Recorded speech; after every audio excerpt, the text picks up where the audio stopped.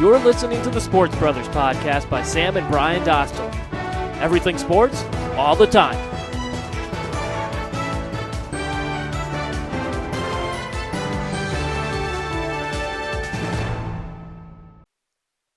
Hello and welcome to the Sports Brothers podcast.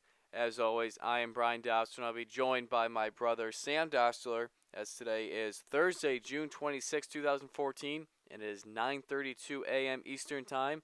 And today we're doing a special show. We're focusing on the NBA draft, which will be starting tonight, 8 o'clock on ESPN. Also, we'll be discussing a little bit about USA-Geramany. Tim Lincecum, he threw a no-hitter yesterday against the San Diego Padres. Touch up on that. And there were a couple of big-time NBA trades as well yesterday in the NBA world. And Sam, it's good to have you on today. It's always good to be here, Bri. It's not like we're going anywhere or anything, but Not anytime soon. no. Well, you'll go to school in August. Well, yeah, but yeah. All right, so again, today is me mainly focusing on the NBA drafts, and Sam and I are just we're not gonna go through every single pick, but the first couple, and then we'll throw out some names and say where we think they're gonna go. So let's start off with the first overall pick, Sam. The Cleveland Cavaliers, they were 33 and 49 last year. They've had 3 of the last 4 top picks of the NBA draft. Who do you see them taking here? Yeah, it's interesting because Joel Embiid seemed to be the front runner for quite some time for that number 1 pick. Then the stress fracture on top of the back injury that he's had makes it a little bit makes it come down to just Andrew Wiggins and Jabari Parker, and I think ultimately they're gonna go with Jabari Parker. Now I say a lot of people are saying Andrew Wiggins, and they're saying that because he has the higher ceiling, he's the two-way player. But if you're Cleveland and the way you've struggled with the number 1 pick of late, especially last year with Anthony Bennett, don't you have to almost – I feel like they're going to take the guy who's the slam dunk. Yeah, you need Jabari Parker is going to be a good player in the NBA. He's going to score tomorrow. If there's a game tomorrow, he's going to be a guy who can go out there and get you 15 points. I agree. I think he was the most consistent player. He averaged a double-double at Duke in only 1 year, his freshman year at Duke. And like you said, Sam, I mean, they whiffed on Anthony Bennett, it seems, last year. And with the possibility of maybe LeBron James coming to Cleveland, maybe that has a – I mean, we don't know if – I don't know if he has a – if he'd rather have Parker or Wiggins on his team if he is – I don't think he's even said that. But, Parker, I think, would be a good fit in Cleveland with Kyrie Irving. And, who knows what they'll also bring in the Cavaliers in this offseason. Now to the second pick, the Milwaukee Bucks. I think now that both of us picked. You jumped off that first pick pretty quickly. Well, what else were you going to say? Well, I was just going to add in that Cleveland, they could just go off and screw this thing up though completely. I mean, they could also trade it. There's been some talk of that, but they could also just screw it up. Yesterday there were reports that there's a rift between Daniel Gilbert and the front office. They want different players, and then at the 11th hour they flew Dante Exum in for a late workout with the team. So, everybody's talking Wiggins and Parker, but they fly Exum in, and who knows, maybe he leaves a good last impression on him, and boom, there you go, Dante Exum's your number 1 pick. There's certainly a lot of intrigue around that number 1 pick, a lot more than, well, I mean, I guess the Anthony Bennett pick was a bit of a surprise last year, but most years, who the number 1 overall pick is going to be. Right. 24 hours before the draft. Right. But we have no idea who it's going to be. We don't have any idea, and it's going to be very interesting to see if what they do with the pick. It's going to be fun. Now, second pick overall, Milwaukee Bucks, last in the Eastern Conference last year, 15 and 67. We both have Parker going to the Cavaliers, so I think we both have Wiggins going to Milwaukee, I would assume, Sam? Whichever one doesn't get, that's yeah, what I mean, exactly. Yeah. So, I think if you're in these top 2 positions, you're getting a guy who can be a transcendent player, someone who can turn your franchise around. And I think Andrew Wiggins, he's not as consistent. I mean, he's a great basketball player. Obviously, he's very smooth. He's really all about flow, and that's really what the NBA is about. He just kind of has that I don't that NBA body type with the way he plays. But he had some question marks last year with consistency. I mean, there was one point in late in the Big 12 year, he had 70 points in 2 games, and then he didn't show up against Stanford in the third round of the NCAA tournament. But I still think Wiggins will end up going to Milwaukee. Yeah, but that's one of those things where he's just over 19 years old now, and you're gonna have inconsistencies. It's gonna happen, you know. Uh, he's gonna be. I think either of those two guys are gonna be good players in this draft. Good players moving forward. Now to the third pick, the Philadelphia 76ers. They finished 19 and 63 last season. And I mean, this is where it really can get interesting from here on out. You're hearing Dante Exum, you're hearing Noah Vonleh around here.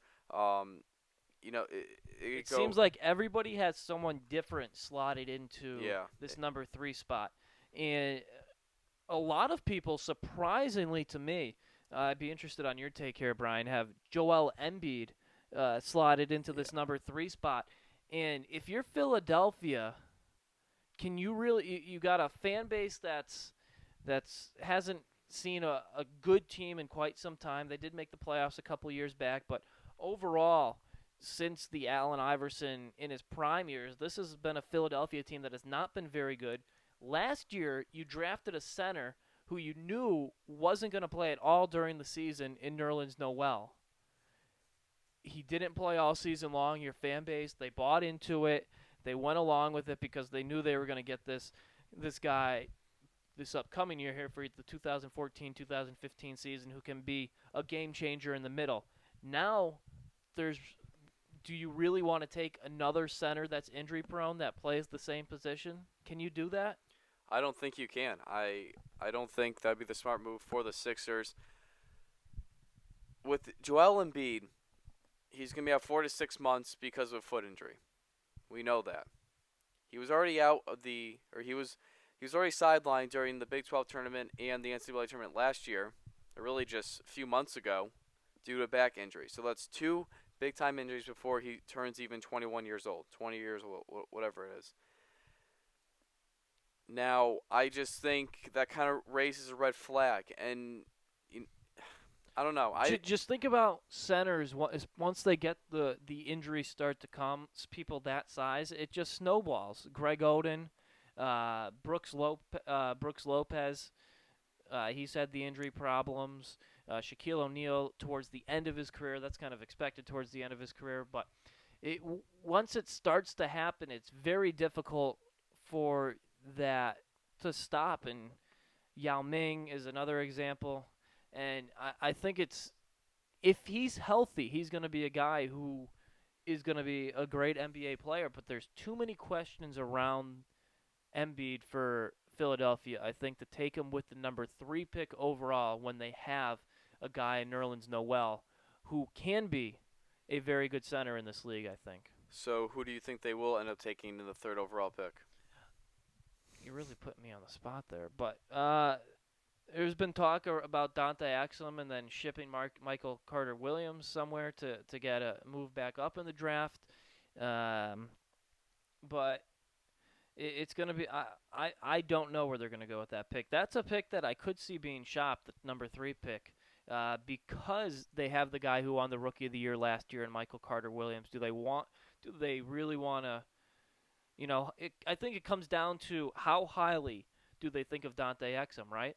If Dante Exum's still available and if they think he's going to be if they project him higher than Michael Carter-Williams, then you draft Dante Exum and move Michael Carter-Williams, or you figure out a way for both of these guys to play in the backcourt together. Although both are point guards, both not great shooters at this point.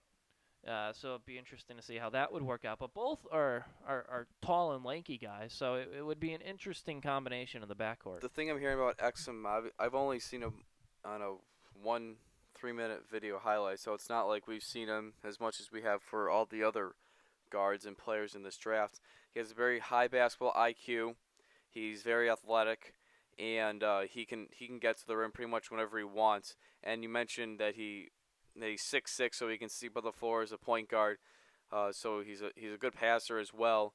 But you know, He hasn't played against he hasn't played against American college talent too much. He played in the World Games with his Australian team, and he was fairly successful there. So they've seen what they need to see out of him, but they haven't seen a whole, like Andrew Wiggins. We've watched, you could watch him 2-3 times a week depending on the week for Kansas. Jabari Parker, Joel Embiid, all these college guys the same way. So when you watch guys like that, you're able to poke holes in them because you're seeing them play big time games often. That's not the case with Dante Exum. We haven't had the luxury of seeing him play a 30-game college basketball schedule, regular season schedule plus postseason. plus postseason. Okay, so now we're gonna move around a little bit to the sixth pick, the Los Angeles Lakers, or excuse me, the Boston Celtics, and again, I mean, a lot different mock drafts have the Celtics picking different players here. I'm seeing Joel Embiid, I'm seeing Marcus Smart, I'm seeing Aaron Gordon, I'm seeing Julius Randle. All these guys could end up in Beantown. I mean, they have the sixth pick and the 17th overall pick. And the 17th overall pick is from the Brooklyn Nets in the Paul Pierce, Kevin Garnett trade. It's going to be interesting what they do here. I mean, this is kind of where they have to feel what do they need more of. I mean, they're going to go after a point guard if they don't think Rondo's going to be back, or they're going to go for the front court to get another big with Olynyk and Solinger. It kind of depends which way they want to go. I'm not really sure because, again, we don't know how much longer Rondo's going to be there. And I think if they draft a point guard in the first round, I think that might be. I'm not saying saying it might be a sign that Rondo might be on his way out of Boston. It's amazing how many different ways the Celtics can go with this pick, and the reason they can go so many different ways is because you have those three guys at the top, and I'm going to throw Embiid into that list with Wiggins and Parker as the three guys at the top who have the talent, throwing health out of the window, out the side right now, who have the talent to separate themselves from everybody else in the draft. There's a distinct difference between those three guys, especially when you get down here to the sixth spot. And you mentioned Vonleh, Gordon, Marcus Smart, another guy, Julius Randle, all guys who the Celtics could take. And you look at the Celtics, and they need to try to make a little bit of a splash. I think they're going to go the way of Aaron Gordon. Aaron Gordon. I think they need an athletic guy, a guy who can really run the floor, and Aaron Gordon, who isn't a great shooter at this point in his career, but definitely has time to improve on that. I think that's the way they're going to go. I could see Aaron Gordon there else, but I like Julius Randle ending up in Boston. You disagree, it seems. Yeah, I'm just not too high on Julius Randle. I don't know. I feel like he's a beast among boys. Yeah, but that was against college kids, and a lot of his points came on second chance opportunities. And in the NBA, he's not going to get those second, third chance opportunities like he did in college. I saw a stat where he only scored like 30% of the time on his first shot attempt when going towards the hoop. He's very left-handed dominant. He's not going to be able to bully guys like he did at the college and, of course, the high school level. So I think he can be a good NBA player, but I'm not sold on him being a guy who can turn your franchise around. All right, so now the Los Angeles Lakers, they are the next pick, the 7th overall pick, and that's the highest they've had a draft pick since when they drafted Jerry West. That turned out all right. Yeah, it turned out pretty well. So the Lakers, they just need players on the roster at this point. they're trying to get guys that are going to surround Kobe Bryant to win that one last NBA championship before he retires. And this is a guy that they draft that could potentially be coming in with some big time free agents. Um, it's again, it's so tough to predict this draft because things can go so many different ways. Chad Ford, he has Julius Randle going to the Lakers. Um, see if a point guard's still available, I think they'll go for Marcus Smart. Noah Vonleh, I think if he's available, I think he could end up there. Let's see who else would be options. Aaron Gordon, maybe. Um, Nick Stauskas if they want a 3-point shooter. And I think in the end, I think Marcus Smart will end up in Los Angeles because he could play alongside Kobe. I think he would. See, it's just so tough to because they don't have like anyone on this team that's. I mean, they have Steve Nash. But the thing with Marcus Smart is I think he's more of a shooting guard in the NBA. I don't think he's a point guard because I think he's more of a scorer. He looks to score more than to pass. And that's what Steve Nash being there that will allow him to play off the ball. And Steve Nash, come on. Hey, He can't make it through an entire NBA season. well, they need some. Well, Steve Nash is not going to be much of a factor. I mean, I don't think the Lakers are moving forward planning on Steve Nash being a factor.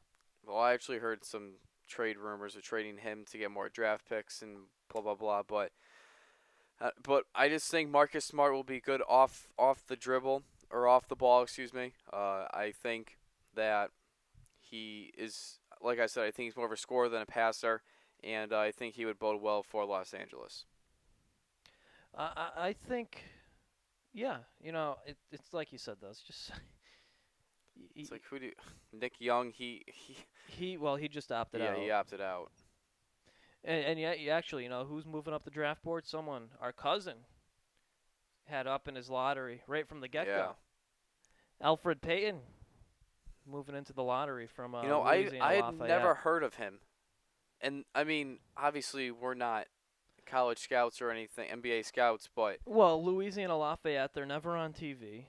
But at the same time, like Damian Lillard is an example of a guy like this in the past, a 3-4 year college player who made a quick splash in the pros. That I'd heard of Damian Lillard before the draft. yeah, so did I. But not the case with Peyton. But there's always these few guys who slip through the cracks of the major recruiting, the major schools, or they're a late bloomer. And Peyton put up some big time numbers, nearly 20 points a game, over 6 rebounds, and nearly 6 assists during his junior season for Louisiana Lafayette. So I'm interested to see who takes a chance on him. It so bothers me though that analysts have him over Shabazz Napier. Hey, I mean, he's got better size. He's 6'4", which helps a lot. So on the defensive end of the floor, it helps. It helps because he's longer. He can defend. I guess He can at 6'4", you can defend both positions. You can defend the point guard position, and you can also defend the shooting guard position. Shabazz Napier is in that position where you can't really move him to the number 2 position because a lot of the shooting guards are 6'4", 6'5", 6'6". They're tall guys, and for Napier, someone generously listed at 6 feet, that makes it very difficult for him to guard them. you saw his points per average and stuff. However, his free throw percentage and his 3-point percentage is not as high as Shabazz. 61% from the free throw line, 29% from behind the arc, which is well below Shabazz. 61% from the line as a point guard. Yeah, I don't like that. Yeah, if you're gonna, let's put it this way: no one's not drafting a guy. Oh, I realize that. Based I realize on free that. throw percentage. I realize that, but I'm not sure what his field goal percentage as a whole is. But I'd be interested to see that. But it appears that he's not as good of a shooter as Shabazz. Speaking of Shabazz Napier, we're so many rumors. LeBron James, especially yesterday, coming out and and the Heat are making moves to try to trade up so they can get Shabazz Napier And Sam, I mean, Sam, who would have thought that Shabazz Napier would be a key asset to keep LeBron in Miami? I know it's amazing to think about Shabazz Napier, who considered leaving for the NBA draft after his junior year, but didn't because he was maybe a second round pick. Yeah. Coming into the season, he was maybe a second round pick. Throughout much of the season, he was a guy who he had worked himself into the position where he was going to be drafted at some point. And then just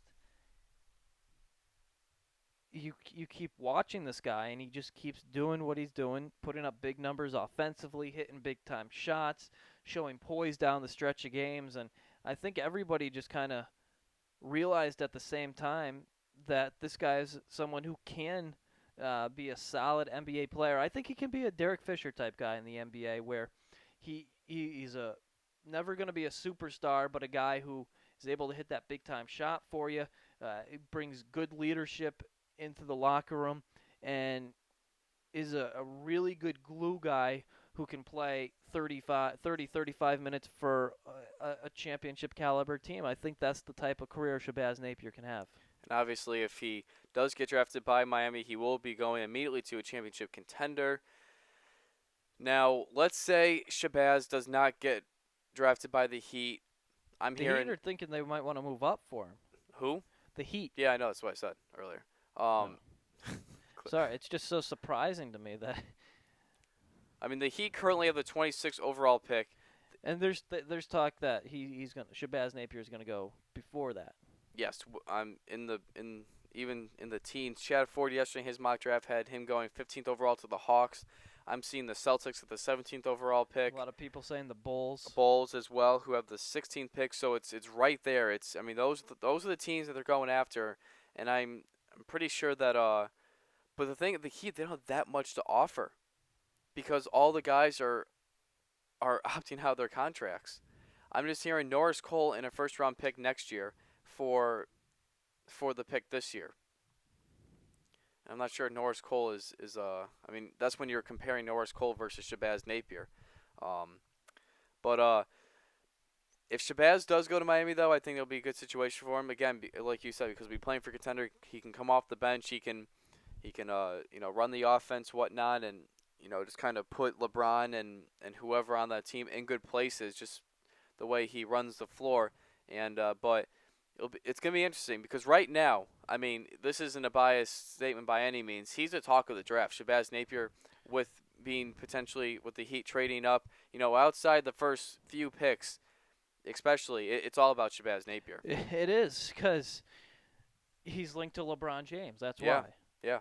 Somehow, some way, he got linked to LeBron James. LeBron did tweet during the national championship game, or maybe the Final Four, but during the championship weekend, saying you're crazy if you draft another point guard before Shabazz Napier, and Pat Riley's listening to him apparently, as far as that's concerned. And anytime you do get linked to LeBron James, there's going to be a lot of talk about it. I heard the other day that Pat Riley, the day after they lost, after Game 5, they got Shabazz, they brought him for a workout, and they told him not to work out with any other teams. Yeah, well, they asked him not to. Yeah, they asked him. Obviously, Shabazz didn't, which was a good thing.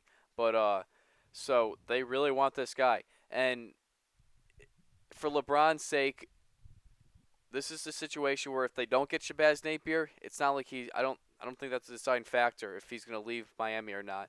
But if they do get him, it's another reason to stay. So it's not necessarily going to, I don't know, it's if Shabazz doesn't land in Miami, it's not like he's not going to come back to Miami, LeBron. But if they do draft him, it's a reason for him to stay, and that's pretty crazy to think about. It is. It's mind-blowing. All right, so let's see who else we got here. The Kings, this is where at the 8th overall pick, this is where I think Joel Embiid is going to end up, just based on my opinion. The Philadelphia 76ers, they have 2 top 10 picks. It'll be interesting to see what they do in the 10th overall pick. So, again, it depends where they go with that 3rd overall pick. If they go Exum, they'll probably go big. Next one, maybe a Doug McDermott type. Interesting there. see, 12th. Orlando Magic, they have the 4th in the 12th pick. The Phoenix Suns, they have 3 first overall picks, 3 first round picks, 14, 17, and no 14. I don't know, 3 picks. I'm going through here. Chicago Bulls, 19, as we mentioned, a potential Shabazz Napier place. The Jazz, they have 2 first round picks. Um, and so we're gonna move on to USA versus. Before we get into that, some breaking news from the FIFA. From FIFA, they announced the disciplinary action for Uruguay's Luis Suarez, suspended for 9 matches, so done for the rest of the World Cup, and banned for 4 months from any football or soccer-related activities. That's for the bite in the Italy game.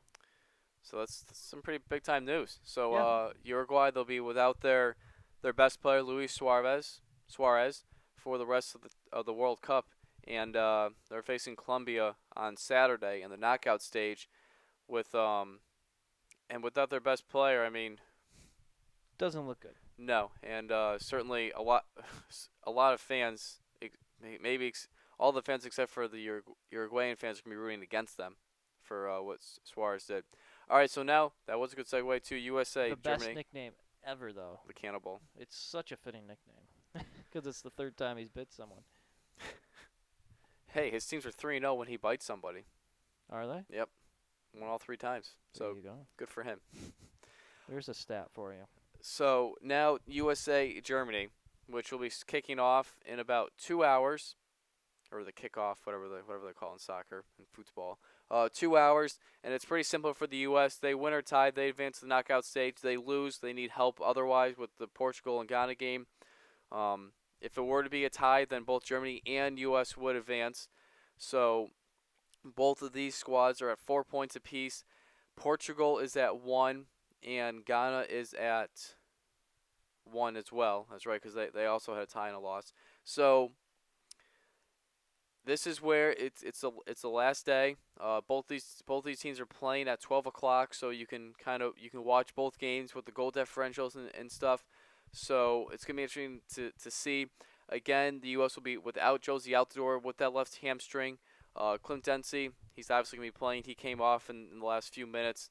He was banged up, but And the weather is going to be an issue. Not only is it going to be hot and humid, but there's an 80% chance of rain. So they're expecting heavy rains at the beginning of this game. And FIFA just coming out with a statement saying that they believe the game's going to kick off on time.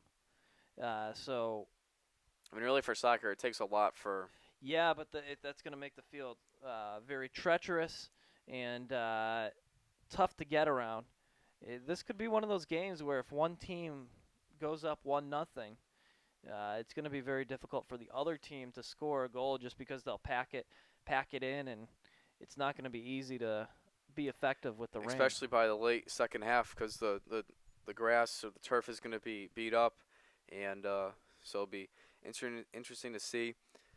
Now, I've picked against the U.S. in both of their games. I thought they were going to lose to Ghana, and then I thought they were going to lose to Portugal. I think they're going to beat Germany. I think they're going to advance. So I could see a tie. I could see a win for the U.S. I think it'd be pretty devastating if they don't advance.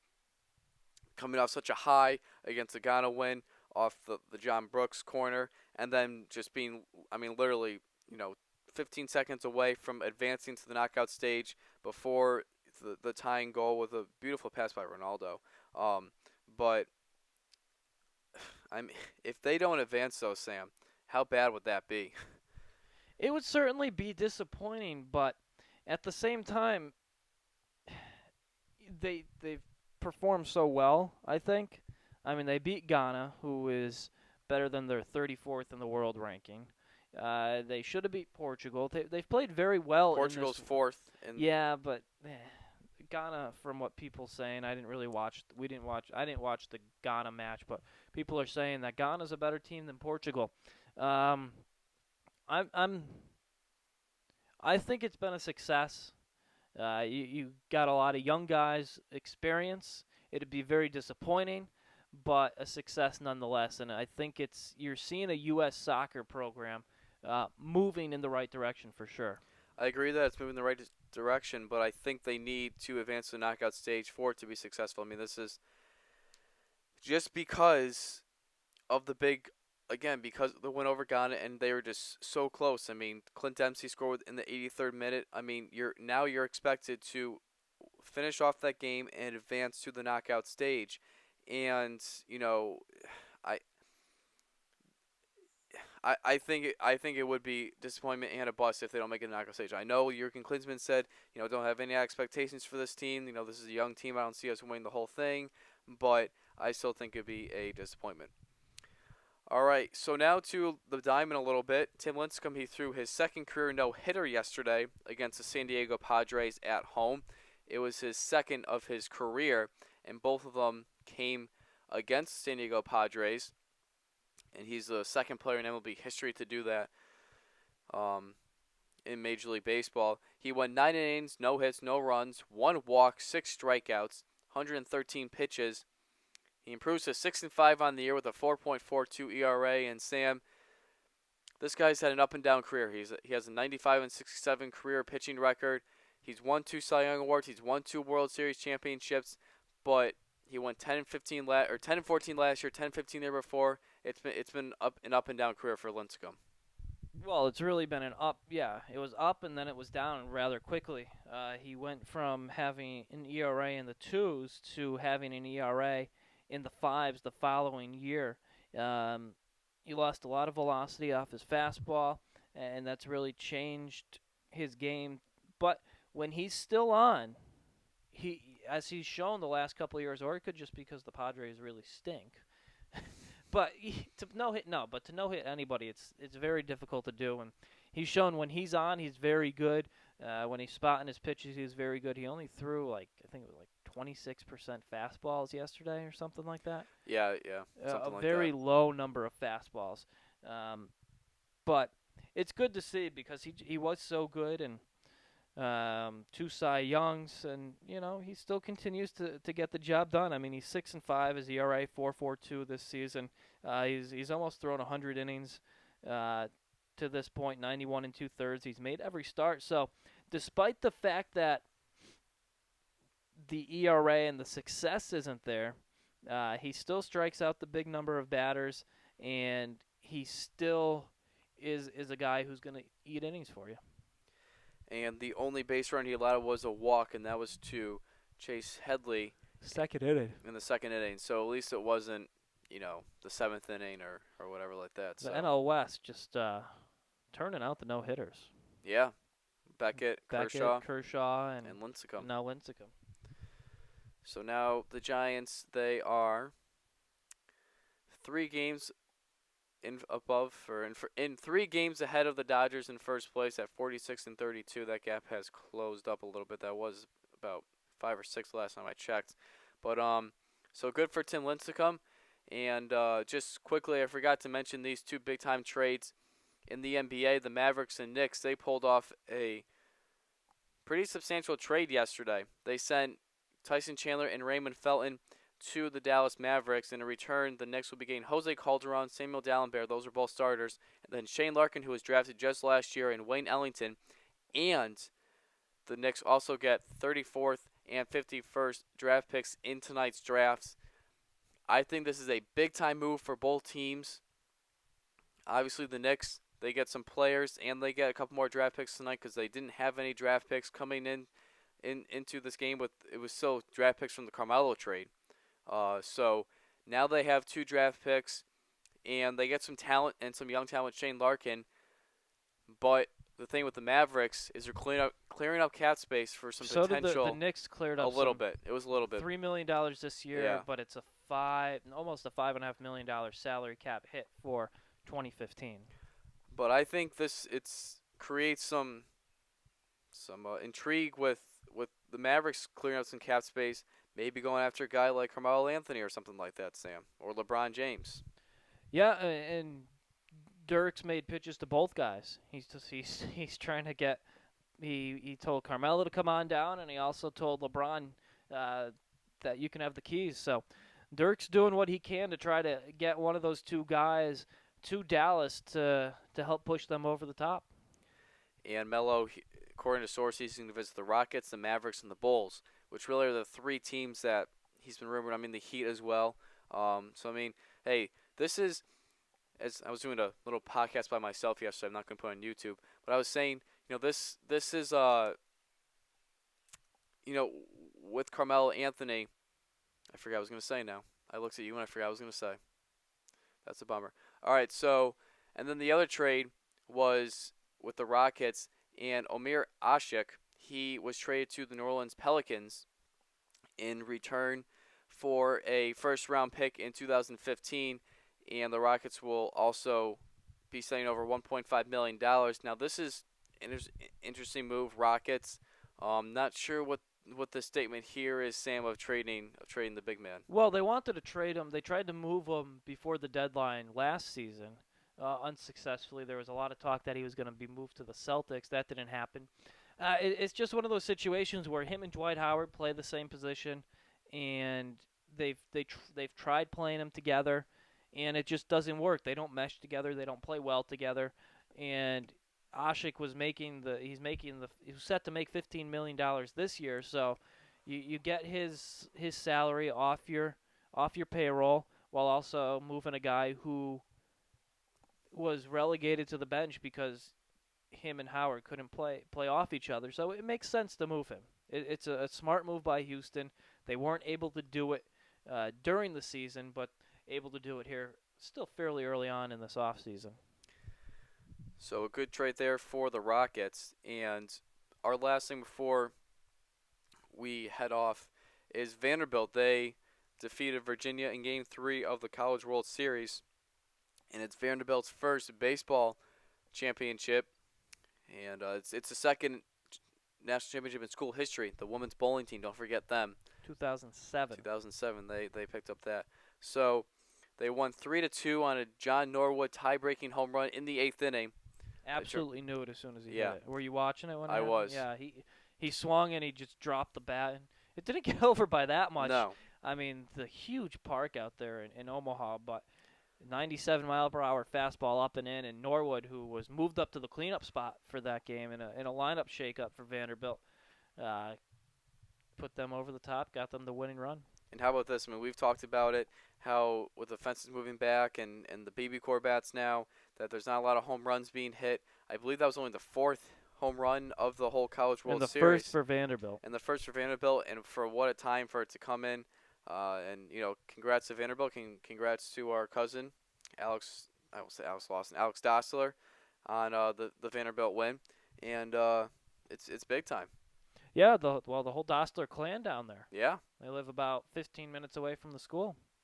Anchor down, baby. Anchor down. All right, so there's going to be no Stump the Bro today. This was, again, just a special podcast today. We will not be here tomorrow. We'll be back on Monday, barring if I work or not. Whenever my schedule comes out, we'll let you know. Or if we golf. Or if we golf. I have a game that day as well. So that's why we might be golfing in the morning. So maybe we'll be back Monday or Tuesday or Wednesday, whatever it is. So, all right. So thank you for listening to the Sports Brothers podcast. You can listen to our shows off our Twitter page at Sport Brothers or off our website, thesportsbrothersblog.wordpress.com.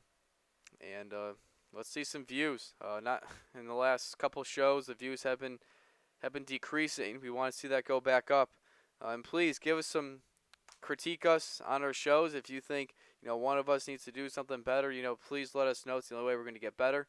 And but other than that, go USA. Have a wonderful day.